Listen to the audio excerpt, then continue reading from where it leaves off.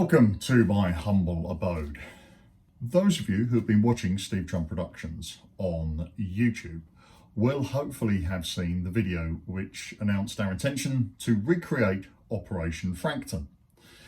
This was an idea by Martin Dunn to not only revisit what these people did during the mission, but actually to do it at the time of the year that they did it. Operation Frankton was a Royal Marines commando mission, best known as the Cockleshell Heroes.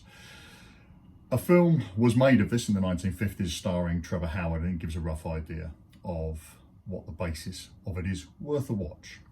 But this particular mission was targeting blockade runners. These ships were bringing supplies, and of particular interest were supplies coming from the Far East with things such as rubber that the German war effort could not get anywhere else. These ships would sneak around the French coast and then go up the River Gironde, about 75 miles to the port of Bordeaux. The aim of the mission, under Captain Herbert Blondie Hassler of the Royal Marine Commandos, was to attack this shipping. And the means by which this was to be undertaken was for 6 two-man, 15-foot wood and canvas cockles or canoes to be dropped off the French coast about 5 miles from a British submarine, in this case HMS Tuna. The aim was then to paddle across the Bay of Biscay, which is the North Atlantic, in December to get to the French coast, then paddle 75 miles up the Gironde estuary and river to attack that shipping that would be docked in the port of Bordeaux. Captain Hassler arranged his force into 2 divisions. A division was led by Captain Hassler in his boat Catfish. Alongside him was Marine Bill Sparks. In Crayfish, Corporal Albert Laver and Marine William Mills, and in Conger, Corporal George Sheed and Marine David Moffat. B Division was led by Lieutenant John McKinnon with his colleague Marine James Conway in their boat Cuttlefish.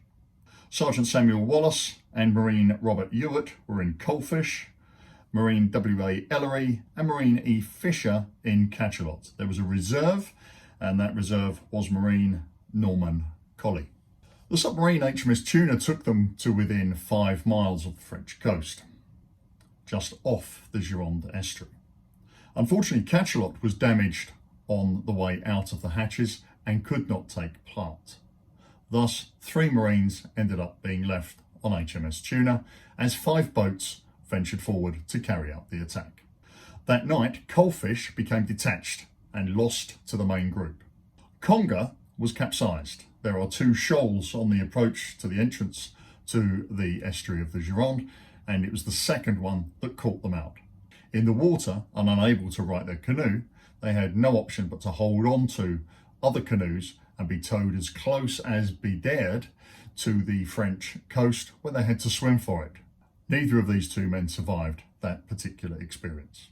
Coalfish reappeared, and the 4 remaining boats continued forward. Cuttlefish then became separated. These were obviously very difficult waters. The sea state was not good.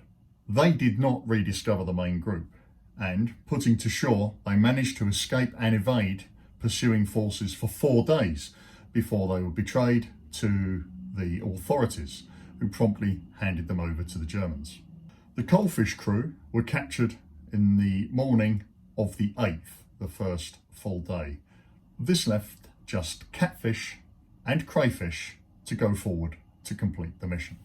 They successfully managed to get to within striking range of the target, and on the night of the 11th and 12th, they attacked, using timed limpet mines so that they could get away, paddle about 12 miles downriver, leave the boats, and try to get out on foot across country about 100 miles to the resistance rat run that would get them out of the occupied territories. Their aim was to get south to Spain and then to Gibraltar to get back to the UK. Sadly, Laver and Mills did not make it. They were captured after 4 days, again betrayed to the authorities, who then handed them over to the Germans. Germans who were by this time rather upset that 6 of their boats had been damaged, 1 badly, and they were very much looking for those who had carried out the attack. Hassler had an advantage. He could speak French, and that advantage, transferred of course to his compatriot Marine Sparks, enabled them to make the entirety of the 100 miles to the escape lines, and subsequently they made it to Spain, to Gibraltar. Hassler flew back and Sparks followed on a boat sometime later. The captured Marines were shot, and this was done under the commando order issued by Adolf Hitler. The commando order was a retaliation to previous actions of Royal Marines in which the Germans asserted that some of their prisoners of war had been shot. Details of that order are available to research online. It's worth having a look at. War often is not quite black and white. These soldiers, however, were on a military mission. They were in uniform, carrying out attacks on legitimate targets. To simply execute them was clearly a war crime. And those of you who do the research will have a look at how that panned out. And so, why am I telling you this? Well, we can't go. The idea of the mission was sound, the planning was well advanced. But as the army will often say, no plan survives contact with the enemy, and the enemy in this case was the COVID virus. We couldn't get to France, and it's as simple as that. There was a plan B. The plan B was to do it in England, and we were going to use the fact that Cachalot was brought back to the UK and is still around. It's in the Combined Services Museum at Heybridge in Malden. Well worth a look and a visit around that place. And Malden just so happens to be about 75 miles from central London. So if we go round the coast, a bit of North Sea, then all the way up the Thames estuary, it's kind of close to it. It's similar.